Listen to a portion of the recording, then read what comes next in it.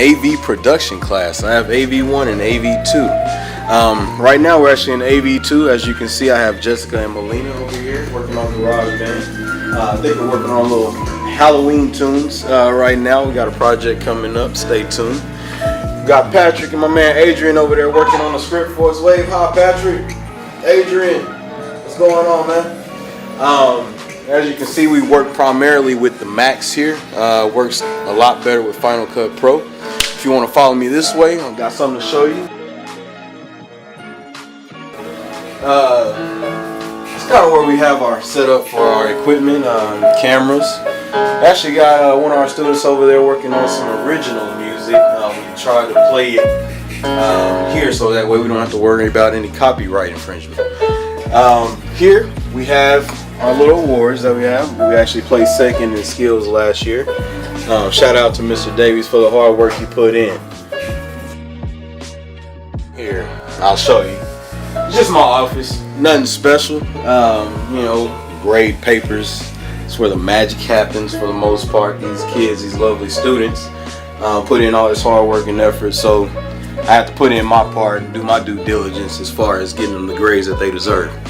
Now, if you really want to see where all the fun begins, follow me over this way. So we're going to head into the sound booth, but you need one of these. All access. Hold on. Okay, sounds like they got some work going on here right now. So right now we got one of our students in there who's actually recording a track for the Halloween movie that we're coming out with. We got my man Christian here. Alfonso over there on the camcorder. Now it's time to go to the green room.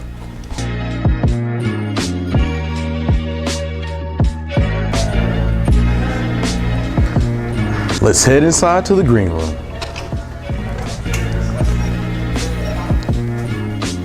So here in the green room is where more magic happens.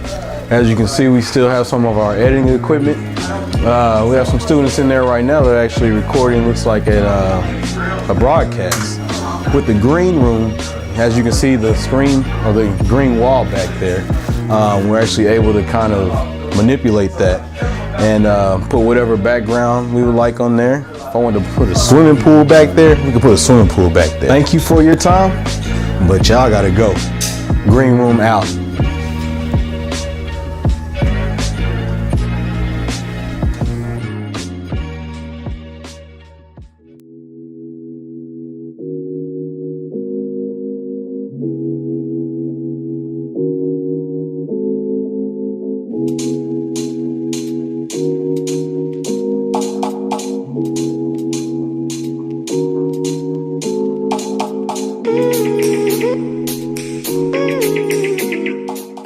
My name is Isaac Barajas. I am in 10th grade and I am in Miss O'Neill's Animation 1 class.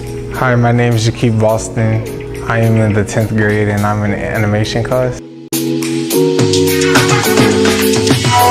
We learn basically what it says, it's animation. We go through, we take still pictures and we make it look like it's moving.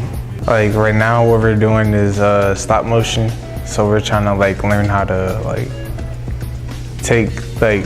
we make something, then we take pictures of it like one by one, like of each action we do.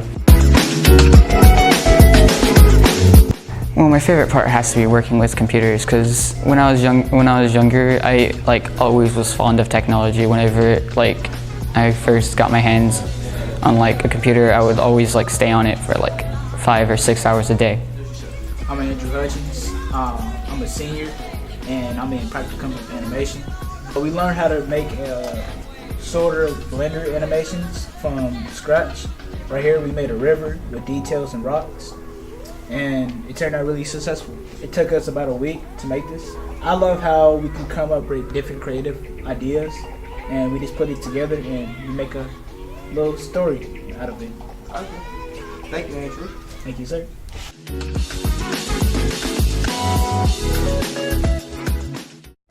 Hi, my name is Roth Luong and I teach animation. and I've been doing this for 5 years. I am Shannon O'Neill, and I teach all grade levels, 9th grade through 12th grade. I teach animation and principles of art, audiovisual technologies, and communications. I've been teaching 13 years, 12 years in the Waco SD district.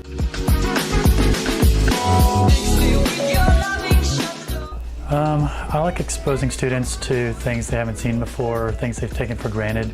A lot of movies, there's special effects and things behind the scenes that are really technical and are really tedious to make, and they don't realize how much work goes into making those movies and cartoons. My favorite part about teaching, I guess, is when you have a student that you don't know that you maybe reached or you've maybe touched in some way, and then 5 or more years down the road they have contacted you and told you how much they've impacted your life. That has been something that is I've really held on to, and I thought that was why I kept teaching, I guess, because you never know who you're gonna reach in that moment when you're teaching. And so when you have that kid that comes back in 5 years and you really thought, it was a kid that was doing okay, and all of a sudden, if I wouldn't something I said that day, then he wouldn't have been where he was at. The animation, well, we start off learning like the history of it and how animation has evolved through the centuries. And once they get into the actual 3D software, we use Blender, and this is where they learn how from the ground up how to do special effects that they can maybe someday use in movies or create 3D, animations for themselves.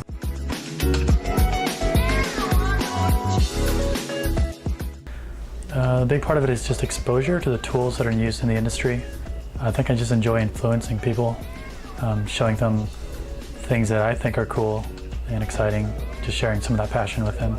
I guess when the kids, the ones that are in there to be in the animation field and actually really want to be here for that reason and don't go into other fields, when they actually create something that is more than what they expected, and they have this one little square box and it comes to life into a 3D animation.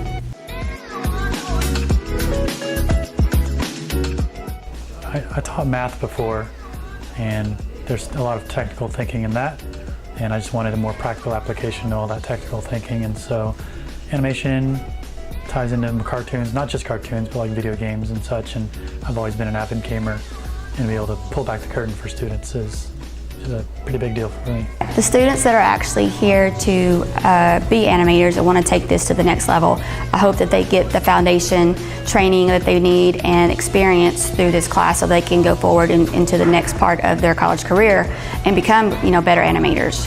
I think it's when students come back and talk about their successes after they've left my class. I really enjoy that. Hi, my name is Jose Yao. I've been working here in Waco High for the last 4 years. I've been teaching commercial photography. Charles Petrie, I teach graphic design and sometimes photography. When you do the graphic design, you do the yearbook, and so you're a part of everything that the school does, its successes and things like we went to go into a state championship and covering it with your photography students, the musicals that they've done here. So. My favorite part about teaching is when I gather my advanced class. This is a class that we make all the fun. We gather people from the hall, bring them into the classroom, photograph them. For instance, when we have homecoming or Halloween or some other special events here in class, or not only in class but also on campus. Just staying up with kids, with young people. I worked for 30 years in advertising and all. That's what I liked about that job too, was that you always kept up with things that were going on currently. So things never get old. You stay up with the changes.